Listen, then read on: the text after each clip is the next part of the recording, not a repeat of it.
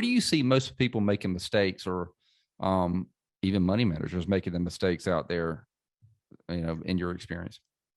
I think one word that I always think about is overconfidence. That either it's a money manager like me, and you spend a month researching a stock, and you got it right, and you buy it, and then Mr. Market slaps you on the hand and says, no, you didn't think about this point. So in this overconfidence, you always hear the retail stock people can buy, they think they know what they're doing, and then they come to you after they lose half their money and say, help me. And you should say, well, you should have come to me first. Yeah. But some people have to learn the hard way. So overconfidence. One thing I think is a great company does not also make a great stock. So sometimes people have to be careful about that, especially the retail client, your average customer, because they love this company, and so that means it has to be a great stock. That's not necessarily. It can be, or because it could be in cycles, but you just got to be careful, about that. And then the last thing I see is, and as investment managers, we're as guilty as the individual is not overconfidence, overreaction on the downside or the upside.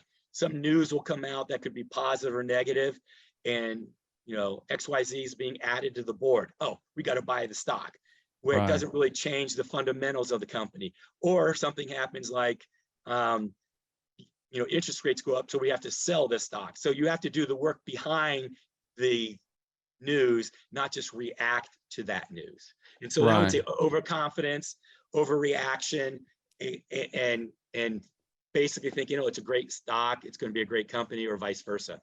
Right.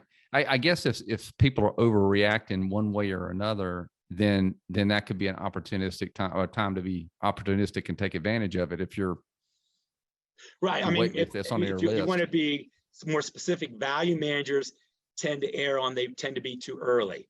The thing looks cheap, but it doesn't really have any fundamentals driving that upward. And so they tend to be early. And so your risk is, let's say, dead money, that you don't really move with the markets if the markets go up. Growth managers have the opposite of the spectrum, that they tend to stay on a stock that's been a growth stock too long, and then it loses the growth. The company loses some of its growth characteristics, and it tends to fall. So you might lose some money on that aspect. So the way you look at it, there's different errors depending on whether you're a value manager or a growth manager.